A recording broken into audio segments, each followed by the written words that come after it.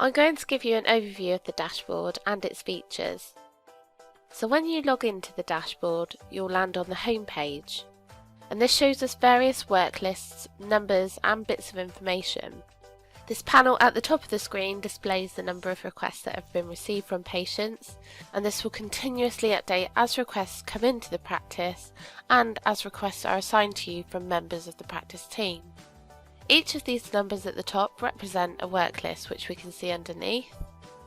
The dashboard is designed on the basis that there will be a couple or a few people in the practice that will triage these patient requests out. These are usually the administrators, and this is what they will work from. Administrators will review the requests and decide the right course of action, whether it needs to go to a GP or a nurse, or whether it needs to go to a group of GPs or nurses to triage. There are 8 different tabs along here which represent a different work list, and underneath each of these tabs we can see the request information. The same information is displayed on each of these tabs. So here we have the episode ID, there's a site column, so this just relates to your practice site, the request which tells us which type of form has been submitted by the patient, when tells us when we've received the request, and then we're given some patient details. You also have a status column which tells you the status of the request. So at the moment, most of my requests are new and they will stay new until I action them. You'll see there is one in waiting, and this is because we're waiting for something to happen. Next to that we can see the notes column. And this will show you an overview of the last note or system notification on a patient's episode of care. So we can see from my screen that we've had an assigned limit that was breached. So this means I've assigned the request to somebody, they haven't dealt with it in the time that I wanted them to, and now it's bounced back to me. Under that we can see the request that's in waiting, and this tells us that we're waiting for a reply from the patient. It's also telling us that the wait limit was breached, so we've given the patient a certain time frame to respond and they haven't. Then we have time to breach. If we have our KPIs set up, this will give us an amount of time we have left to action the patient request before we exceed our response times. Action required by tells us how long ago we should have actioned something on the request. All of this information here will help us prioritise patient requests that come in. So let me explain what the different work lists are. The one we're on now is just called work list.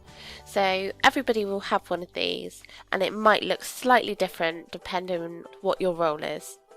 So this will include any requests that are new, which means they haven't been looked at yet, any that have been assigned for you to look at, or any requests that you have assigned to another member of staff which hasn't been actioned. So that's exactly like the one that I've got here, where the assigned limit has been breached. I assigned it to somebody else, they haven't done it, so it's bounced back into my work list. In a nutshell, the work list shows all of the requests that you are responsible for. The new tab will represent all new requests that have come into the practice. Requests will stay in this new work list until they have been actioned. Parked is where the practice has placed a request on hold, and this is usually used when we're waiting for something internal to happen. So this could be waiting for information from a clinician before we respond to the patient. Waiting is where we're waiting for something from the patient. So as we saw in my work list earlier, one of my requests was sat in waiting, and we can see that here. And the reason it's in waiting is because we're waiting for a patient reply. So this could be, for example, we've responded to the patient and offered them an appointment time and they haven't yet replied. All open includes all requests, so this means anything that has been assigned to you and is either in the new, parked or waiting work list. Patient unread is where we've asked the system to tell us if the patient hasn't read our response. If a patient hasn't read a response from the practice, it will appear here. Recently closed will show you all of the patient requests that we've recently dealt with and we've closed. Assigned summary shows you any requests that have been assigned to other members of the practice. So this is another way for you to keep track of requests that you have assigned to others for action. At the top of the screen as well, we have a search function. So this will allow us to search for a patient request in the dashboard.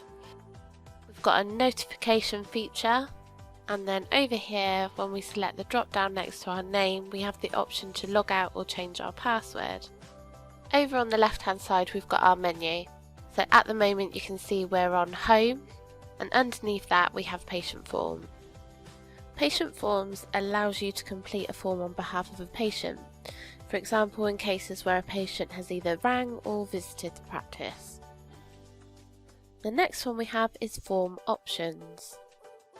This allows you to search all patient requests relating to each of the forms. It also allows you to edit any acknowledgement emails that are related to the forms and edit quick responses. Then we have video appointments. Take a look at the video appointments tutorial for more information on this. The last three options on the screen, KPIs, reports and user access, will only be accessible to dashboard administrators. KPIs allow practices to track patient requests and set alerts. In reports, you can easily view and download reporting information.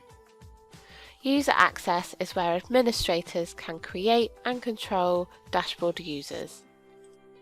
That gives you an overview of the Footfall dashboard. For more information on these features, take a look at the other tutorial videos.